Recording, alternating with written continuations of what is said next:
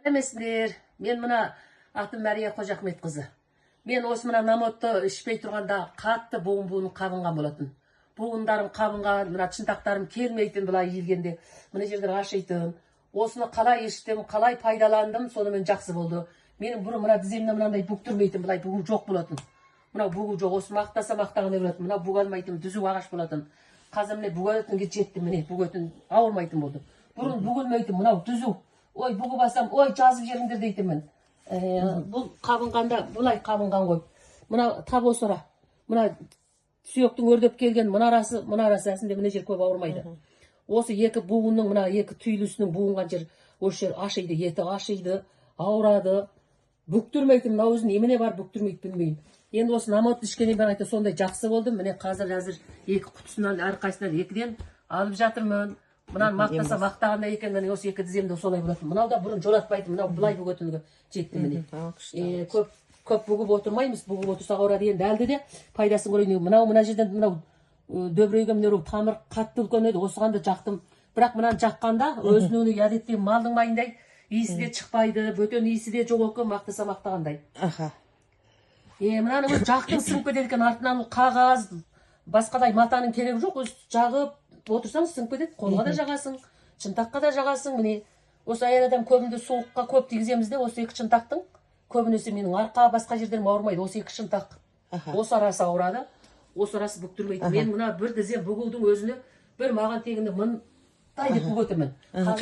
Қиналып, міне жақсы болды. Енді әлі екі құтысын алып осыдан пайдасын көрсем, осы сіңілдеріме шығарып жатқан бауырларыма, осының заводтарына өте алғысын шексіз. Осыны мен тағы да алып істетейін деп отырмын. Осыны үзбей шейін өткенде алғаным кішкене үзілді кесілді кісілер шақырып уақытында жей алмай іше алмай қалғанбыз. Қазір енді осыны үздік істетейін. Жаз келді, суды көп ішеміз. Осыны істетейін деп отырмын. Жарайды, барлықтарың рахмет. Үйге дейін әкеп маған таныстырып беріп жатқандарың рахмет, қай-қайсыларыңа. Ерлан доктор деп мен тиктоктан көріп осыны өзім қабылдап алған едім, енді әлде де қабылдап алып отырмын. Жарайды, барлықтарың рахмет. Ем болсын, апай. Қалғандарың адам мықты денсаулық сыйласын. Шамадарың жесеңдер алып, денсаулықтарыңды қорғай жүріңдер, міне. Мықты намоттан алып жатырмын. Қытайда болғанда менің бар ғой, осы енді қызмет істегенде үлкен емес, біздікі енді үй аралығында тазалық істедік. Сол уақытта суық өттім екен, енді есіме түсіп жатыр, менің мына екі аяғым бақа сияқты былай болып қалған. Не бұл жазылмайды, не екеуі бір жиналмайды, келсе деген бәр жерде ауыртатын. Осы сонан кейін кейде осы зорлықпен жазамын, өзі кішкене айтып бүйтіп қазақы ем істетіп жүрдім. Содан осы жерге 2022 келіп 22-нің ақырында осы намот істеткен әлі күнге істетіп жатырмын. Мынаның жақсылығы өте жақсы екен. Дәрісінде уағында ішіп, мына капсуласын уағында жағып, күніне бір рет жақ, түк болмағанда қолыңды тигізіп отырып кеш жақын жататында. Осының пайдасын көрдім, мен жақсы көрдім. Мына қолым бұрын мына арқама бүйтіп чапан шешкенде жеңнің аузын тарта алмайтынмын. Келмейтін. Мына иықта келмейді. Жел ұрыш мәшінеден көп отырып, жел ұрып қол келмейтін. Жеңді шешіп үшін мынаның үшіне бірден келіп тағып алып, мынаны ұстап алып шешетімін. Мындай ұстап алып шешетімін. Қысқа жеңді шешкенде шеше алмайсың. Қол келмейді өйткенде. Чапан шешкенде қолың артынан келтіріп жүр. Шынтақ та келмейді. Аунаймайтын дедіңіз де жаңағы. Одан кейін мына қолыңның мына құлағыңа жетпесе, онда сол буында көп әңгіме болады екен былай қарай. Жетпейтін, басыма мына орамалды байлау үшін балаларыма байлатам, бір күн шекеме байлап қойып, бір күн былай байлат, ол балалар байлай алмайды. Мен енді жасым тура 60-қа келдім. 60-қа келдім, мен осы жақсы болып келем, енді әлде жақсы болып кетем, енді бір Аллаға да сеніп отырмын, Алладан денсаулықты сұрап отырмын, мына намоттың жақсылығын өте көрдім. Рас айтам, өте көрдім. Ол мақтаса мақтағандай екен. Мен тізем иілмей қалған, тізе деген былай иіліп жатыр әзір міне. Аямай жиіп отырып, аямай бүгіп отырам әзір. Ауырмайтын болды. Аллаға шүкір. Жаңа аунаймайтын деп балаңыз көмектесетін. Балам көмектесесін, сол аунай алмай Қытайда жүргенде сөйтіп қалам, осы талтаңдап мәшинеде отырып, әрең түсіп осы таяқ ұстайын десең, жас кезінде дейсің, әрең келгем, әзір жақсы болып қалдым. Көп жақсы болып кеттім. Күшті, қуаныштың апай ем болсын, қуанып отырмын. Әмин, айтқандарың есімде.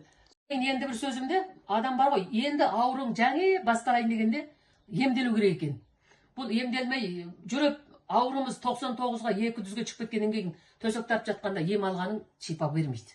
Ол өйткені жаратушы да сені неменеге тастаған, пакетке тастаған мүсір есебінде шығарып тастағаннан ем шипа бермейді екен. Жаңа ғана қылт етіп ауруың басталғанда мейлі бала бол, мейлі орта жас бол, мейлі кәрі бол, амал бар чыдап жүріп тілемшілік қылсаң да ем алып бойың ауруын сақайтқан жақсы екен. Ертерек ауырмай жатып, ішіп, тазаланып жеу керек екен. Мейлі қандай болсын ем алу керек. Қайсы ем алсаң да.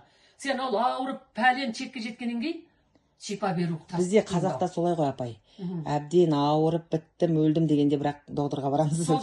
Енді біз өзіміз Қытайда жүрдік, Қытайды бірде боқтасақ та, бірде жамандасақ та, Қытайымыздың тағы Қытайдың больницасына кіретін болсаң, гітте жер ауырды барып көрінеді. Сонда больницадар не дейді? Қазақта отырсыз ғой, Қытайда отырсыз ғой, бізге мәселет айтқанда қазағың дейді. Ауырып 99-ға барып бір машина жете алмайтын таудың ар жағында, қыраттың ар жағында жатқан жоқсыңдар ғой. Бәрің бір қалада жүрсіңдер. Қытайдың гітте ауырса келеді, сендердің пәлен тұстан тексергендерін қарасақ, чектен асып кеткен аурудары. Ана келген Қытайдарды көрші, гітте жер ауырса келіп көріп дауаланады. Міне сол жаңа аяулы Қытай дейміз, о да екі аяқты адам. Қытай болса да адам, басқа ұлт болса да адам. Мен бәрін бірдей көремін. Ол Қытай бізге аузымызға мынаны жедеп аузын салып тұрған жоқ. Өзің таңдап тамақ жесең, бола береді ғой бір жерге барып. Жеу деген өзіңдікі. Енді мен осы жерге келгенім бәрті осының жақсы пайдасын көрдім. Асқазаныңызды айтып аттыңыз, иә, тағы да? Асқазаным бұрын ашитын осы. Тамақ жеп болғаннан кейін осы мына намот ашытпайды екен маған. Түк ашытпайды екен, салқын пайда көрсете ме, не қыжыл пайда көрсетпейтін, ашытпайды. Осының жақсы пайдасын көрдім мен. Енді бұдан кейін өзім азырақ пенсиям бар, енді осы түгеннен кейін ішіп тұрам, алып тұрам. Тәте Қытайдан, иә, келген апай Қытайдан пенсия аласыз, иә? Пенсия алам, Қытайдан пенсия алам. Бұл жердің пенсиясына шыға алған жоқпын. Биыл өзім 65-ші жылы 3-ші айдың 10 күні туылғам. Міне биыл тура 60-қа келіп отырмын. Қазақ халқына не деп айтасыз енді? Ауырмай тұрып еміздеңіздер дейсіз ғой? Қазақ халқына ауырмай тұрып еміздеңіздер, қазағым жасай берсін. Мен Қытайдан осы бір баламды ертіп, бір бала болса да қазақ болсын, қазағым жасай берсін, елім аман, жұртым тыныш болсын, балаларымыз жасай берсін, ұрпағымыз өсе берсін.